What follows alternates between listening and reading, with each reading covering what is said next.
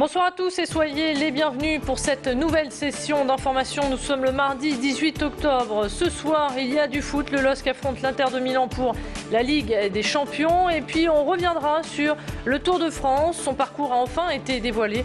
Et puis, on reviendra également sur l'affaire Carlton.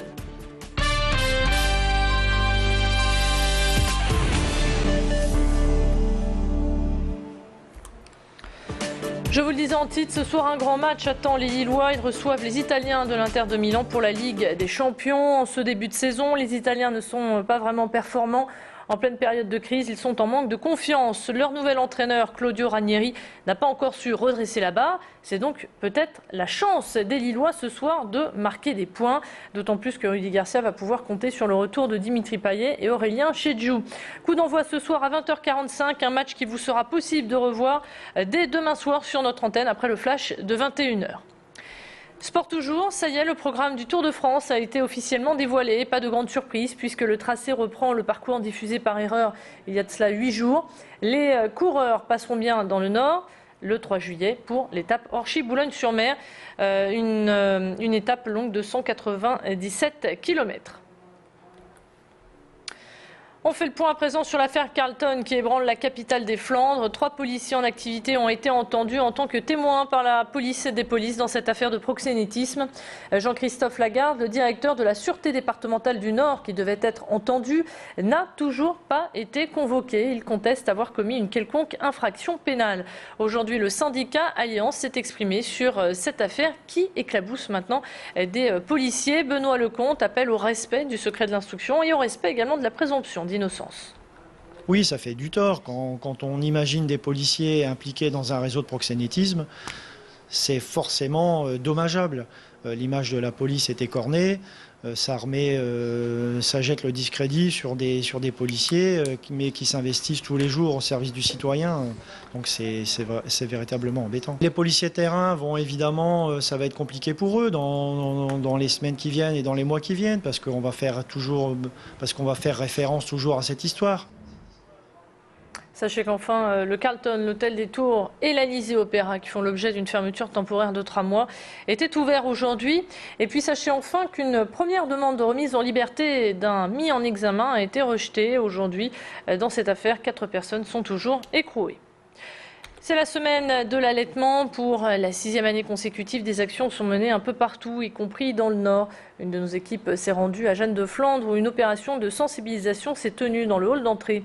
Ici, plus de 70% des patientes choisissent l'allaitement. Il faut savoir qu'en France, seulement une femme sur 2 décide de donner le sein à son bébé et pourtant, allaiter procure de nombreux bienfaits, à savoir la diminution de la mortalité, la protection contre les maladies et tous les nutriments essentiels au développement de l'enfant. L'objectif de cette journée nous est détaillé au micro de Tanguy Lécluse. Notre objectif, effectivement, c'est pas d'augmenter le chiffre, c'est d'informer les mamans. Sur Jeanne de Flandre, on était à peu près à 70% d'allaitement maternel. Selon les régions en France, ça bouge beaucoup, hein, donc c'est un petit peu difficile de pouvoir savoir toutes les régions. Sachant que on s'est rendu compte que plus on informait les mamans, plus elles avaient le désir d'allaiter. Toutes les femmes peuvent allaiter, hein, qu'elles aient une morphologie différente au niveau des seins, du mamelon.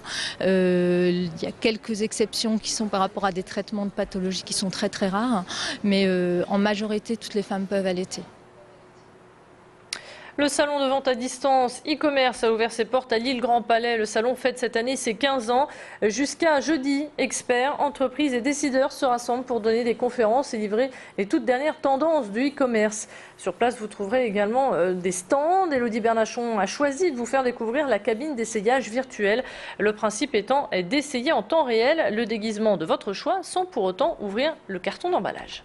C'est la cabine d'essayage virtuelle qui permet donc de prendre des déguisements enfants et d'essayer directement sur soi virtuellement. Donc le principe c'est très simple, hein, c'est de se mettre devant une caméra qui détecte directement votre morphologie et ensuite on peut permettre de mettre différents produits comme là par exemple ici le déguisement gladiateur directement à sa propre morphologie. C'est une cabine qui permet en fait de prévisualiser des vêtements sur soi. Et ensuite, derrière, ça ne va pas remplacer bien sûr la cabine d'essayage, puisqu'ensuite il faut quand même bien l'essayer sur soi, mais ça permet en fait de prévisualiser plusieurs produits et même carrément tout le catalogue, et ensuite de vraiment choisir le produit pour aller en cabine. On termine en musique, le festival Tourcoing Jazz souffle ses 25 bougies. Pour cet anniversaire, le festival fait venir de grands noms, avec l'une des légendes du jazz, le saxophoniste Sonny Rollins. On attend aussi le contrebassiste Avishai Cohen et le trompettiste Ibrahim Malouf. Dans ce festival, il y a aussi de belles surprises. 2 musiciens ont investi le collège Paul-Éluard à Ronc, Alexis Thérin, guitariste, et Christophe Moturi, trompettiste. Leur objectif est de faire découvrir le jazz aux générations futures, de les sensibiliser à cette musique née aux États-Unis et qui a conquis le reste du monde. Les élèves ont interprété I Feel Good de James Brown en compagnie du duo. Regardez.